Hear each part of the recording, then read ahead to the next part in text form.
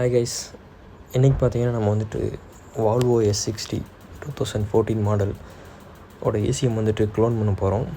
இந்த volt ECMல complaint பார்த்தீங்கன்னா check light வரல, கார் ஸ்டார்ட் ஆகலான்ற கம்ப்ளைண்ட். நம்ம யூஸ்டு ECM வந்துட்டு பர்ச்சேஸ் பண்ணிட்டு வந்தாச்சு. இப்போ வந்துட்டு இந்த ஓல்டு ECMல இருக்க டேட்டா வந்துட்டு சக்ஸஸ்ஃபுல்லாக ரெக்கவர் பண்ணி யூஸ்டு ECMக்கு ட்ரான்ஸ்ஃபர் பண்ணிட்டோம்னா கார் ஸ்டார்ட் ஆகிரும். பேசிக்காக இந்த ப்ராசஸ் தான் வந்துட்டு க்ளோனிங்னு சொல்லுவாங்க. இதுக்கு வந்து பார்த்திங்கன்னா நான் மல்டிப்ராக் டூல் யூஸ் பண்ணுறேன். ஆல்ரெடி கனெக்ஷன்ஸ்லாம் கொடுத்துட்டேன். அண்ட் இந்த டூலில் என்ன ஒரு அட்வான்டேஜ்னால், இது ப்ரொஃபஷ்னல் டூலுன்றதுனால நீங்கள் கனெக்ஷன்ஸ் வெளியெல்லாம் பர்ச்சேஸ் பண்ண வேணாம்.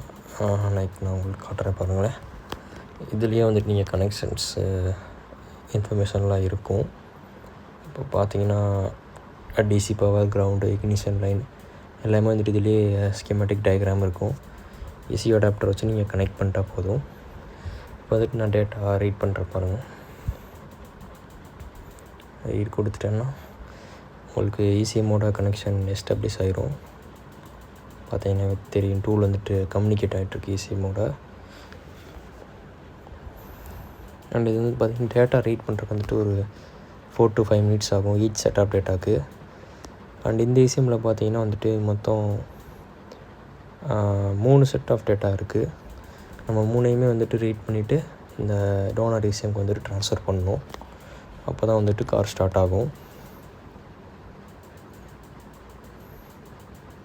பார்த்தீங்கன்னாவே தெரியும், EEPROM, இன்டர்னல் ஃப்ளாஷ், அப்புறம் எக்ஸ்டர்னல் ஃப்ளாஷ் 3 டேட்டா இருக்குது. அண்ட் இந்த டூலில் வந்து பார்த்திங்கன்னா இது செப்பரேட்டாக தான் ரீட் பண்ண முடியும், ஹோல் ஃபைலாக ரீட் பண்ண முடியாது.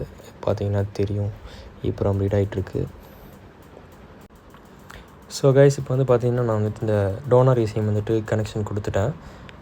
ஒரிஜினல் ECMக்கு டேட்டா வந்துட்டு நான் சேவ் பண்ணிட்டேன். இது வந்துட்டு டேட்டா ரெக்கவர் பண்ணுறதுக்கு பார்த்திங்கன்னா more than 15 minutes டைம் எடுத்தனால நான் வந்துட்டு ஃபாஸ்ட் ஃபார்வர்டில் போட்டிருக்கேன் வீடியோ. இப்போ வந்துட்டு பார்த்தீங்கன்னாவே தெரியும். இப்போ வந்துட்டு நம்ம ரைட் பண்ண ஃபைல்ஸ் வந்துட்டு ஓப்பன் பண்ணி ரைட் பண்ணோம்னா ஒர்க் கம்ப்ளீட் ஆகிரும். பார்த்தீங்கன்னா இப்போ நான் EEPROM டேட்டா வந்துட்டு ஓப்பன் பண்ணுறேன். ஸோ இப்போ அதை வந்துட்டு நம்ம ப்ரோக்ராமரில் லோட் பண்ணிவிட்டு நம்ம வந்துட்டு இந்த பாத் பார்த்திங்கன்னா நம்ம சேவ் பண்ண பாத் வந்துட்டு காமிக்குது லாக் புக்கில். அதை நம்ம ரைட் பண்ணிட்டோம்னா போதும்.